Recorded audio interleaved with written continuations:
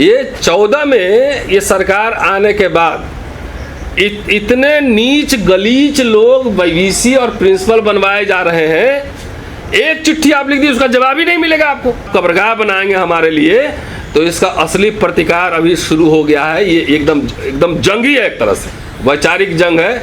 ये चला जाएगा, लड़ा जाएगा, पब्लिक में बताया जाएगा कि आप चुनाव लड़ने की तैयारी करें, आपके बच्चों को कब्रगाह बना रहा है कैंपसेस में।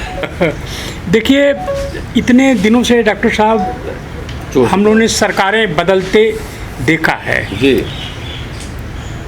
दलितों की सरकारें आई, ओबीसी समाज की सरकारें आई, ये हम कर रहे हैं, लेकिन सरकारों ने अपना कैरेक्टराइजेशन कभी नहीं किया। किसी ने कहा सेकुलर हमारी गवर्नमेंट है। यह सरकार ओपनली कह रही है कि यह अमृत काल चल रहा है। ये गवर्नमेंट ऑफ इंडिया का स्टेटेड पोजीशन है।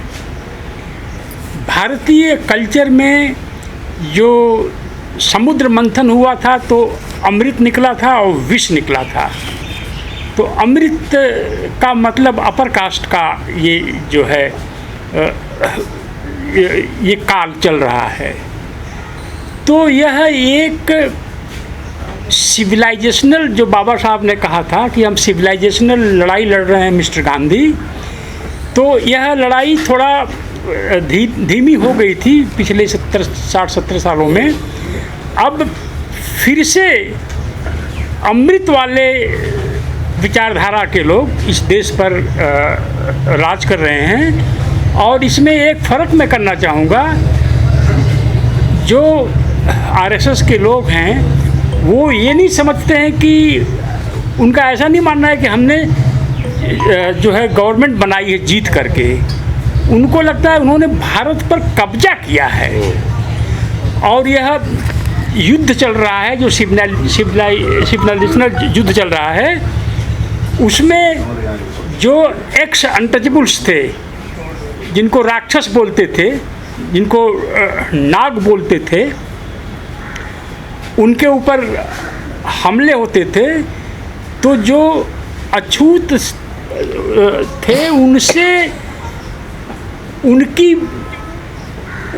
उनसे उम्मीद यह नहीं रखी जाती है कि वो कुछ कहें और हम सुने। तो डॉक्टर रतन लाल को केवल सुनना है और उनको कहना है। आपने इस लाइन को वायलेट किया है, तो यह युद्ध की स्थिति है। पूरे दलित समाज के लोग इस बात को समझ लें कि सवर्ण शासन चल रहा है और सवर्णों के शासन में कोई चीज़ उचित और अनुचित नहीं होती है। इसलिए यह कहना शायद अच्छा नहीं होगा कि ये नीच मानसिकता के लोग हैं। ये हैं ही ऐसे, इसमें नीच और बेहतर और सुंदर और अच्छा का नहीं, ये ऐसे ही हैं। आपसे डिबेट जब करेंगे तो ये हारेंगे तो आपके ऊपर कचड़े फेंकेंगे। जब गुरु रविदास ने ब्राह्मणों पर विजय प्राप्त की तो हारने वाली पार्टी ने उस पर कचड़ा नहीं फेंका, क्योंकि हिंदुओं में एक ऐसी भी लाइन है जो कुछ हद तक मैनर्स को, आर्गुमेंट्स को, डिबेट को मानती है। 60-70 साल जो शासन था वो भी तो हिंदुओं का ही शासन था ना। कांग्रेस का शासन का मतलब हिंदुओं का ही शासन। अब बीजेपी का शासन का मतलब कि जिन्होंने कभी इंडियन रिपब्लिक को माना ही नहीं, कभी गणतंत्र को माना ही नहीं, संविधान को माना ही नहीं, अब उनको लगता है कि उन्होंने भारत पर कब्जा कर लिया है। तो डॉक्टर रतन लाल मस्ट कीप क्वाइट।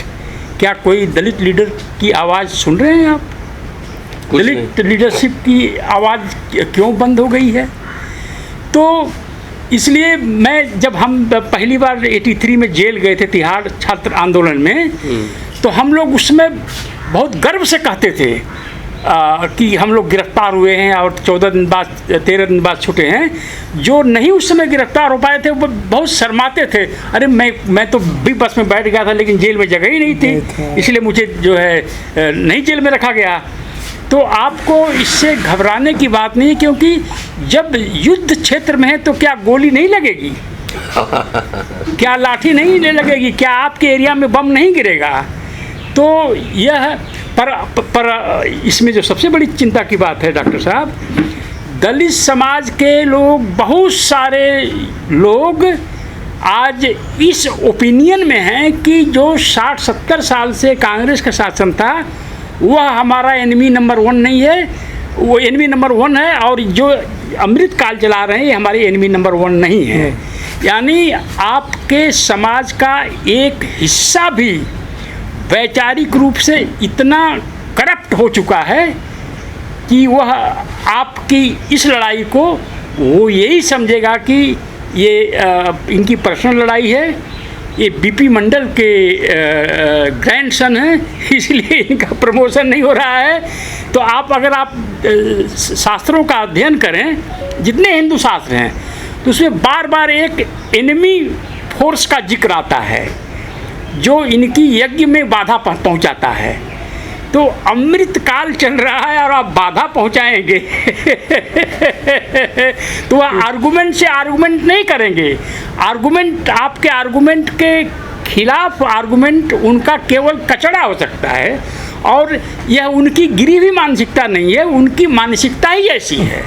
इसलिए आप लड़ाई में बने रहिए, और यह सबको भोगना है, मुझे भी कभी भोगना पड़ सकता है, तमाम यूनिवर्सिटीज़ में लोग भोग रहे हैं, और लोग चुप बैठे हैं कि अमृतकाल में हमें केवल सुनना है, हमें कुछ कहना नहीं है।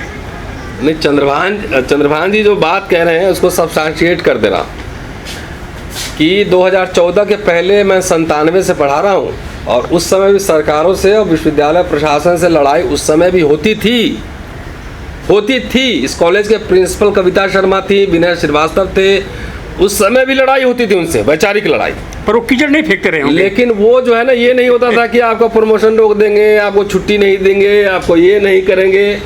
ये 14 में ये सरकार आने के बाद इतने नीच गलीच लोग वीसी और प्रिंसिपल बनवाए जा रहे हैं, एक चिट्ठी आप लिख दी उसका जवाब ही नहीं मिलेगा आपको।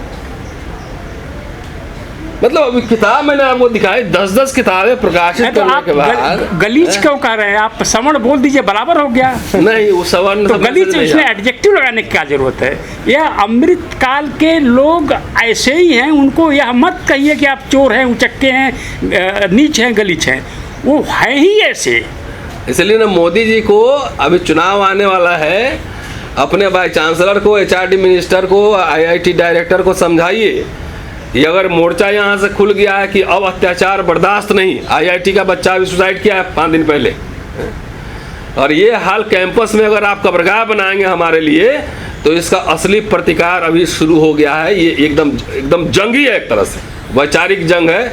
ये चला जाएगा, लड़ा जाएगा, पब्लिक में बताया जाएगा कि आप चुनाव लड़ने की तैयारी करें, आपके बच्चों को कब्रगाह बना रहा है कैंपसेस में।